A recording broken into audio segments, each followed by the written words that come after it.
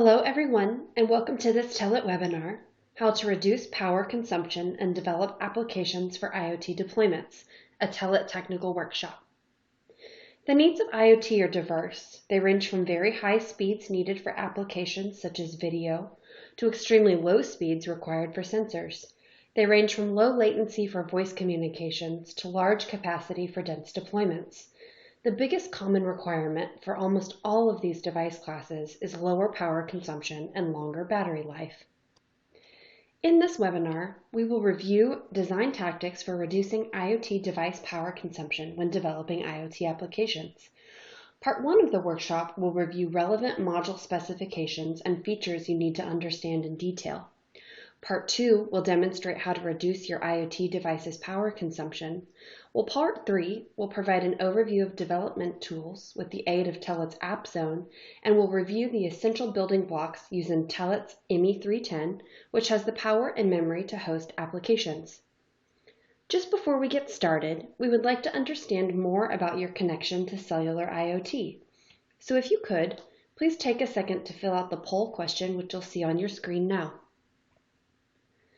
I would also like to encourage our audience to check out the resources section in the upper right-hand corner of your screen for additional information on today's topic. Also, feel free to ask questions. We will follow up with you at the conclusion of the webinar. Let's get started. Hello, I am Melissa Hernandez, a Customer Program Manager of Application Engineering at TELET.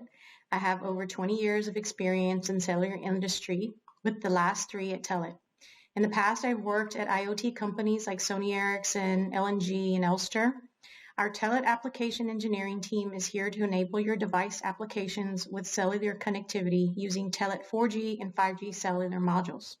Our goal is to reduce risk and ensure a successful design and deployment.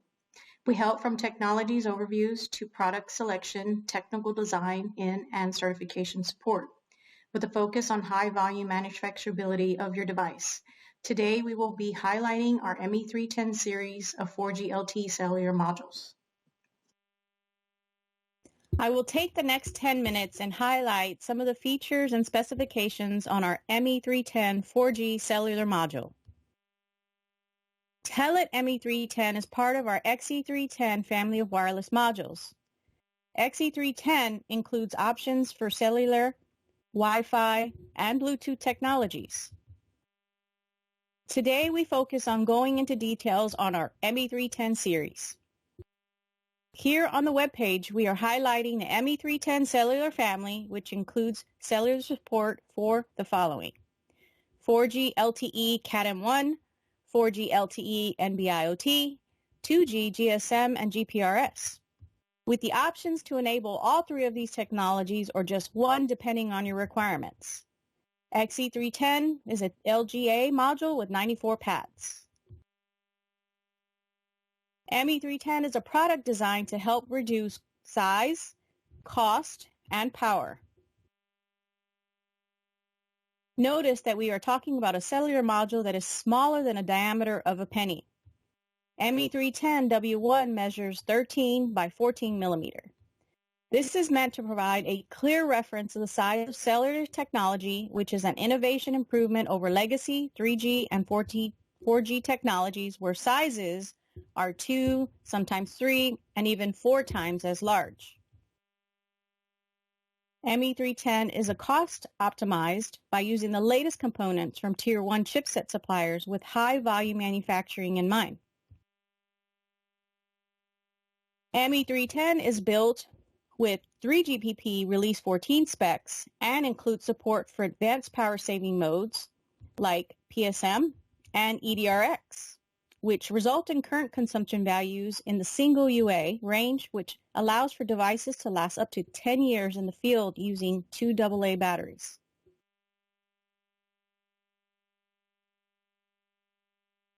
ME310 is cellular LPWA, which is low power wide area module that supports 3GPP Release 14, LTE, Cat-M1, and NB-IoT technologies.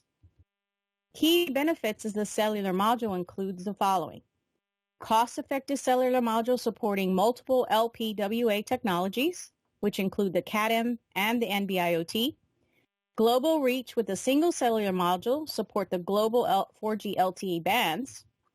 Global certifications for worldwide deployments. Small size with ME310 being below 200 millimeters squared, perfect for wearables and compact devices.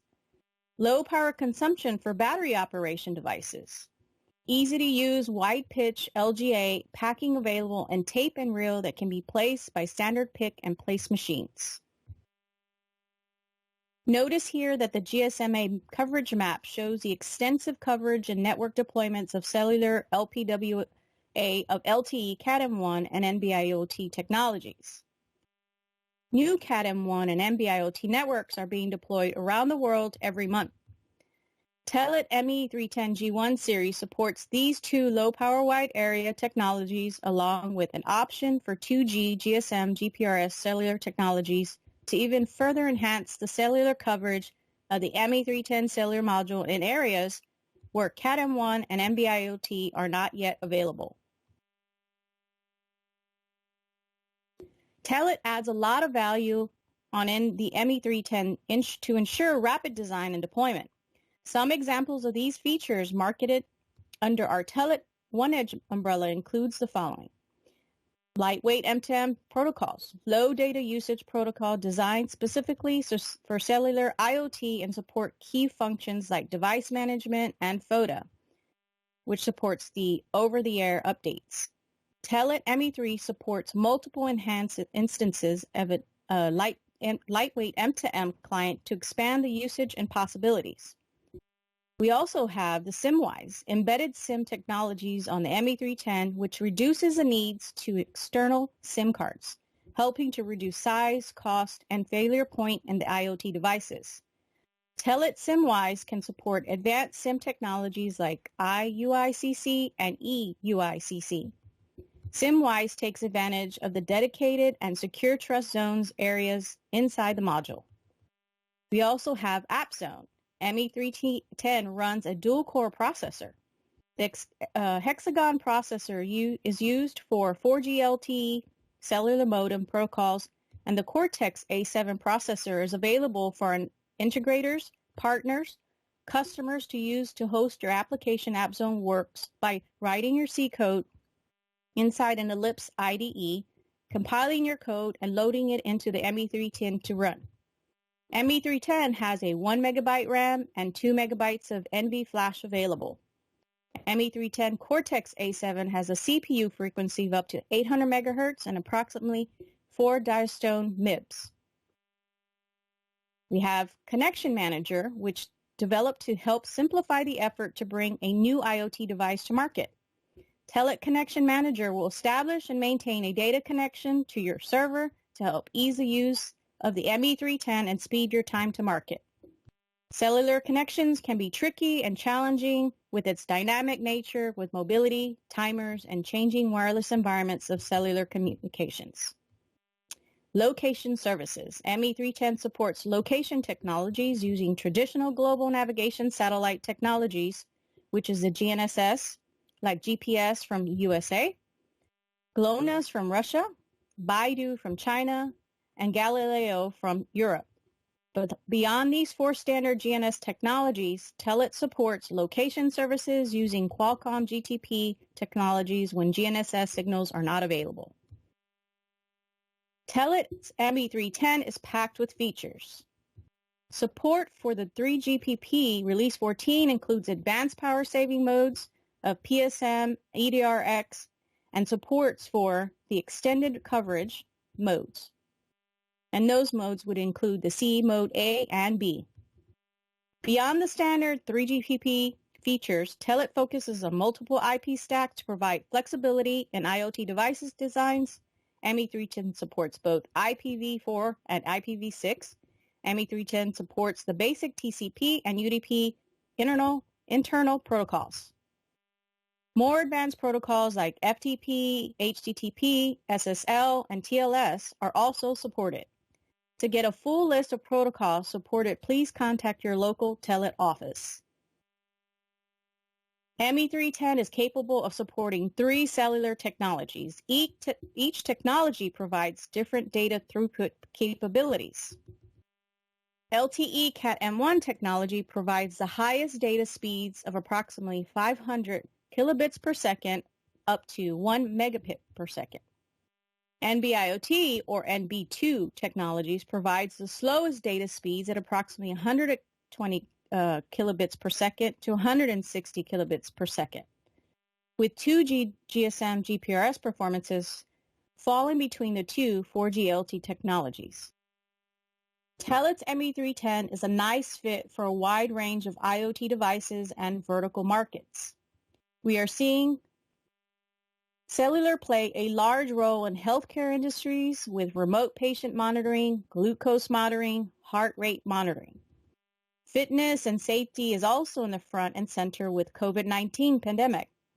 Fitness trackers and personal emergency response devices are continuing to use cellular as their wireless technology of choice due to the mobility and coverage offered by 4G LTE LPWA cellular. Traditional IoT devices like sensors and smart meters are taking advantage of LTE Cat M1 and NB-IoT due to the size, cost, and power consumption advantages. This allows for businesses to scale in much larger volume.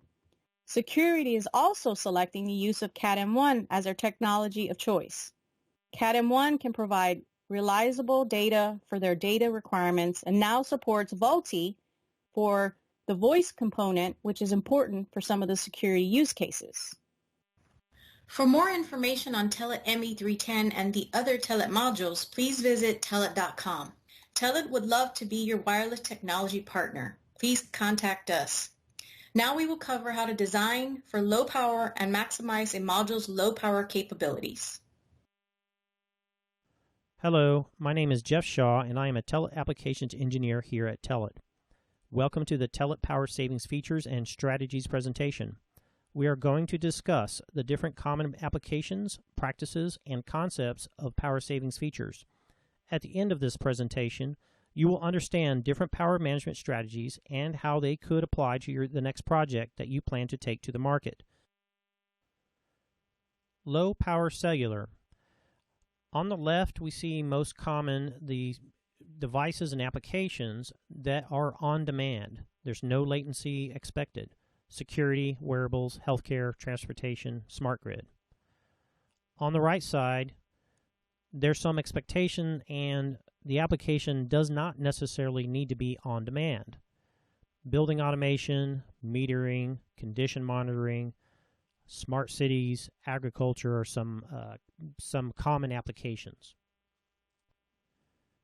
If we look at the power consumption models, in white on the far left, we see USB Select to Suspend and Telet's CFUN 5. These two models effectively have very little different experience than an always-on device. They do save a lot of energy.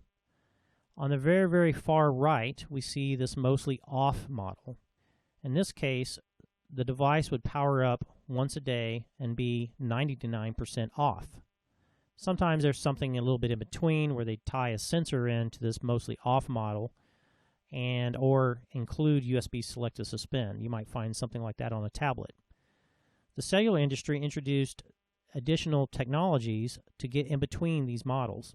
That's what you see in this gray text: PSM, EDRX, EDRX plus PSM, and EDRX off.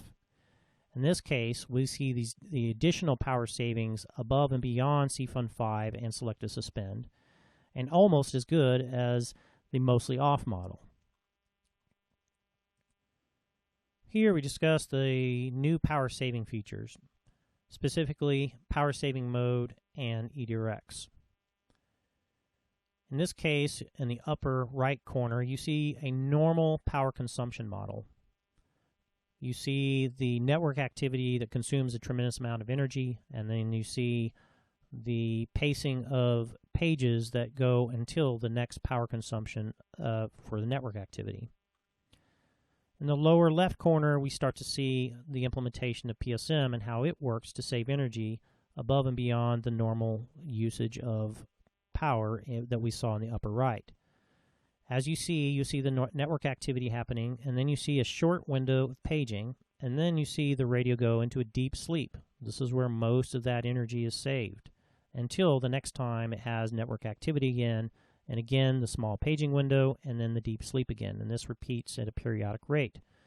This introduces latency over the always-on type implementation or the USB selective suspend or the CFUN 5. There is a definite difference in this implementation. As you see to the right, EDRX is very similar. You see the network activity, and then instead of seeing this paging window with the small paging, you will also see an extended time between those pages. Again, this is where it saves energy, above and beyond the kind of the normal implementation of power consumption. We will look a little closer at how power saving mode works and the different features and latency that's involved with its implementation. Let's look closer at the LTE PSM mode. In this case, the module periodically turns on at agreed time. It is very energy efficient because it's going down to a deep sleep. What we're trading here for is strong power management and a determined reachability. If you look at the paging window, the T3324, we can see that there's a small window. It doesn't continue to the next network activity. Instead, it drops off and goes to a deep sleep. When it wakes up, you see the network activity for the new tracking area update. Then we have a small window again that our data should either arrive that has been waiting on the network, and we'll talk about that a little bit later, or this is when the device needs to send out new data. Here we take a closer look at the LTE EDRX, Extended Discontinuous Reception. In this case, we save energy in a different way with EDRX.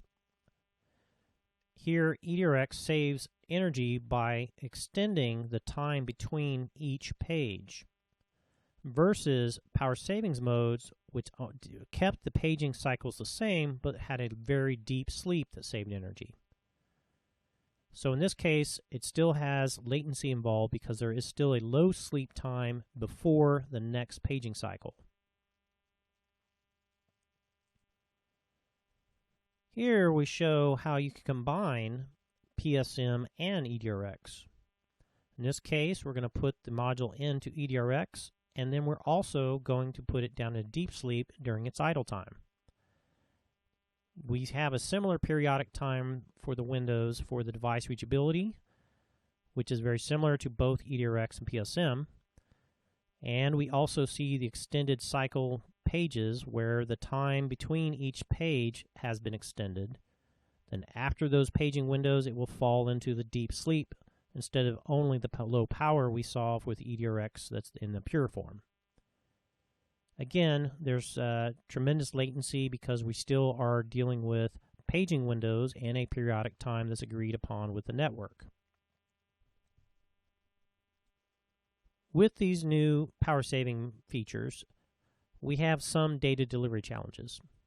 The network normally can only retain data for about 10 to 12 seconds in the network. So inbound data going towards the radio or towards the module will only be retained about 10 to 12 seconds if the module is unreachable. This means from the network side that it has missed pages. So we look at this implementation of these two different features, PSM and EDRX, we can see the challenges are evident. We have a small paging window, and then we have these extended paging cycles. That 12 seconds can be a challenge if the network and the RF, that the radio connection to the radio and to the tower is challenged. 12 seconds is not very long if we're changing towers or if we're in a very weak signal. In this case, there should be some other mechanism besides the network to retain the data. And also, we need to be able to pass our scheduled data back and forth from the network to this other server. Some basic data delivery strategies here. If we know that we only have about 10 seconds to retain information on the network traditionally, we really can't count on that to reliably reach some devices when we talk about the entire ecosystem. We are going to have weak signals out in the field, or we may even have situations where the device may turn off and at a particular time, and it may just miss that data. In this case, we need to figure out when the device is going to be scheduled to be up, and also an extended time that's beyond our cycle time such that the data is stored if we miss a paging cycle. This is the idea here. To overcome some of the limitations of data retention and loss data, the concept of store and forward is helpful here. EDRX and PSM timers that are negotiated on the network, and also the device information in question, need to be passed forward towards a scheduling server. That scheduling server effectively is keeping the schedules of when that device is going to be available, and it will also store the data that is expected to go to that device. If an application server sends data, it can send data at any time, not necessarily on the cycle, and that middle scheduling server will store that data, and then as that paging cycle occurs for that particular device, we'll pass that data to the device at the right time. That's the concept of store and forward. In data scheduling, the time of the device and the time of the application server are synchronized, and the device will pass the EDRX or PSM timers to the application server. That scheduling information then would be used to know exactly when the next paging cycle will occur for that device. The application server would manage the data and also the timing schedules of the next cycle. I'll briefly cover some other notable power saving modes. Another power management model not discussed so far is a smart RTC PMIC plus a sensor. This might be seen in something like a Coke machine or vending machine, something that would sense a customer coming up to the device. It would power up the radio and the host, then service the consumer for whatever task it needed to be due. Something else that's also overlooked quite often when doing power management is the antenna system. It is quite important to choose the correct antennas, have tuned antennas, and know where you're going to deploy that device into the field. Having poor antennas will cause that radio to use tremendous amount of energy trying to transmit to the network. Also, if the quality of signal is very poor, then the radio will start looking for a new tower as it gets to a poor signal. It wants to find a good signal. Therefore, it's going to use lots of energy trying to transmit to the next tower, try to get its measurements. It will then try to go back to the original tower. So then you have this problem of just consuming enormous amounts of energy just because it was either deployed in a poor place or the antennas were poor. It is something to remember as you start to look at power savings and how this device consumes in your field.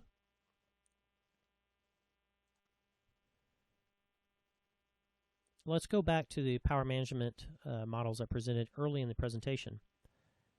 As I mentioned, the early days we had USB select to suspend, still viable in some applications. This was common in tablets and laptops. The next we had the UART Telit CFUN that was superior to the select to suspend in saving energy while also providing on-demand usability of that device. Then we have our new technologies of PSM and EDRX and the combination of the both, and then also the EDRX and mostly off model. In these cases, now you have several implementations of power savings to consider for your application. And what you have to keep in mind is it's quite easy from a mostly off model to move towards the left to EDRX off or EDRX PSM from a customer expectation perspective. It's going to be harder from going from an on-demand type usable model such as CFUN 5 or USB select to suspend to go into PSM and EDRX if the consumer is expecting instantaneous results. That's not going to be the case. As soon as you go into PSM and EDRX, there is latency involved, and it may be that you send a request and you have to wait for that paging cycle to occur, and then that information is going to come back. Keep this in mind as you think about the applications for your device and how you're going to save energy. It may very well be that you can kind of move from the always-on, on-demand type implementation and move towards the right to some of the PSM EDRX models, especially if it means you'll be able to deliver out in the field, save an enormous amount of energy, and it could be going from a wired connection to a remote connection. In this case, that makes sense. Having these other EDRX and PSM, there is an expectation of latency for these type of implementations. Thank you. This concludes the Telit Power Savings Features and Strategies presentation. You should understand the basics of EDRX, PSM, and the combinations of those two new features. Thank you for considering and continuing to be a partner with Telit. If you have any questions about the contents or information in this presentation, please contact Telit Sales for additional questions about how Telit can partner with you on your next project. Hello, my name is Fernando Freitas. I'm an application engineer from Telit Wireless Solutions. I will walk you through our App Zone offering on the ME910 and ME310 G1 platforms. The Telit App Zone is a development environment that allows our customers to run embedded software on the module. The IoT App Zone ecosystem comprises the IDE, Eclipse-based, a common M2MB API set, a diagnostic and debugging tools, libraries, extensions, and technical support, online documentation and sample apps, and AT commands to load and run applications and also manage all the applications out of the file system. The IoT App Zones allows our customers to build applications of medium and high complexity without the need of an external MCU. The Telit offering for the ME910 G1 and 310 G1 is an App Zone C framework that allows our customers to have access to the modem functionalities, hardware resources, peripherals, OS functions, TCP/IP stack, SSL, file system, and more. The framework is very lightweight, and it's very fast and efficient, and is optimized for real-time performances. It provides you a multitasking in programming. It supports hardware interrupts and timers. It's based on C programming language. The IDE comes with ARM and GCC compilers and code samples and tutorials that speed up the customer's development. All of the documentation is available online and help and support are provided to our main customers.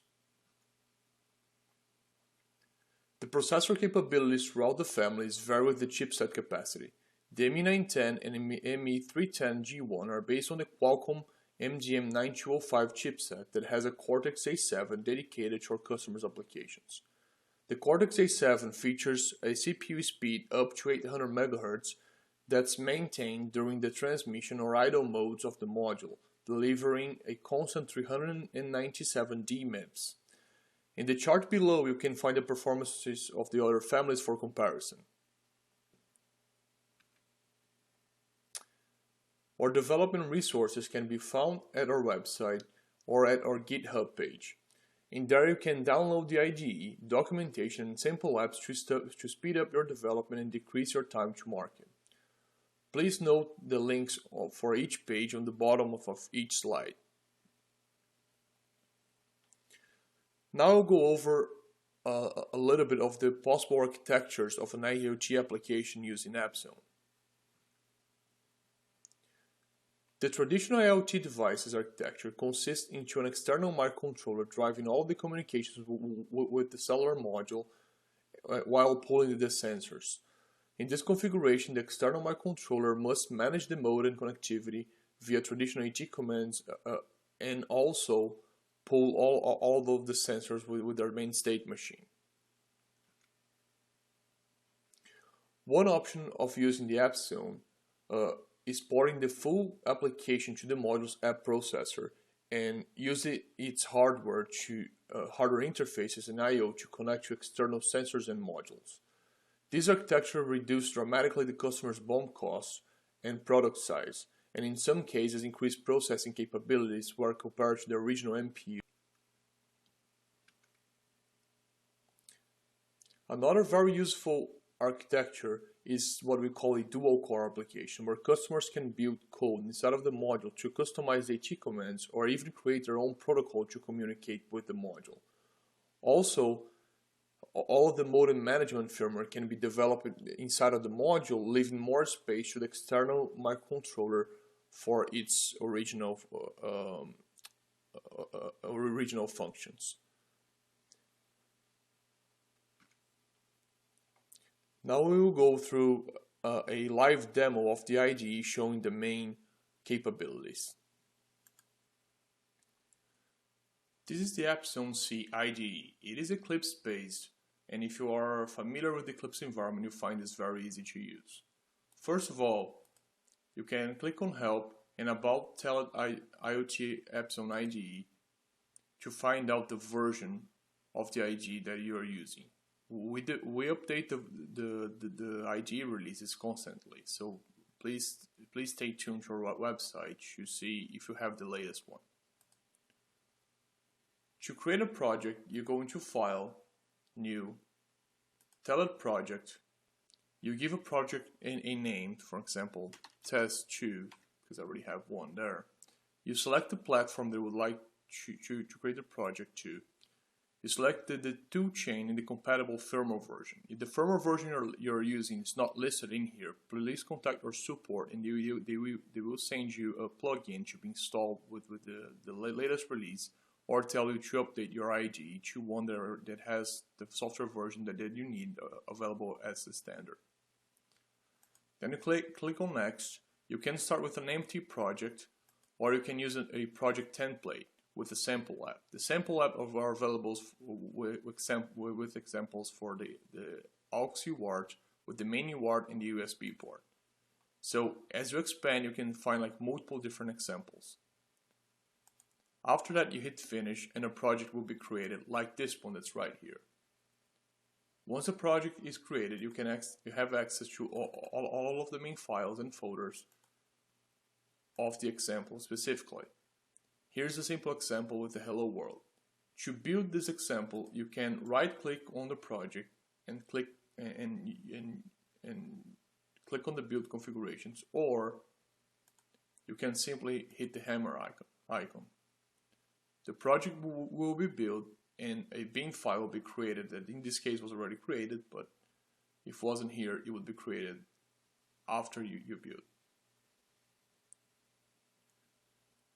The progress can be found here on the lower right corner. Once a project is built, you have to connect to the module. The IDE has a C console, which pretty much is an AT terminal. It's a serial terminal where you can connect to any port. So to connect to the module's port, you click on this blue gear, Settings. You select the port that you want to connect. The baud rate, this can be connected either to the USB AT interfaces or to the serial ones. Hit OK, and then press play.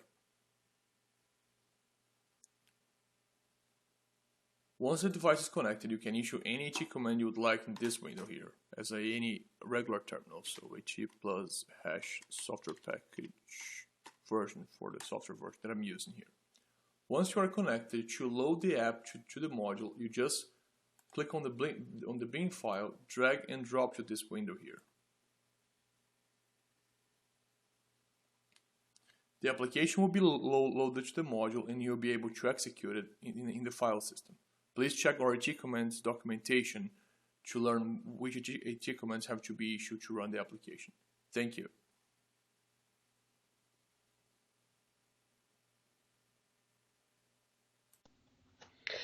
Thanks, Melissa, Jeff, and Fernando for the great information here today. Audience, please be sure to check your inboxes in the coming days for the replay link. As all of our speakers mentioned today, we're here to help, so please reach out. Thank you again for joining us and hope you have a wonderful day.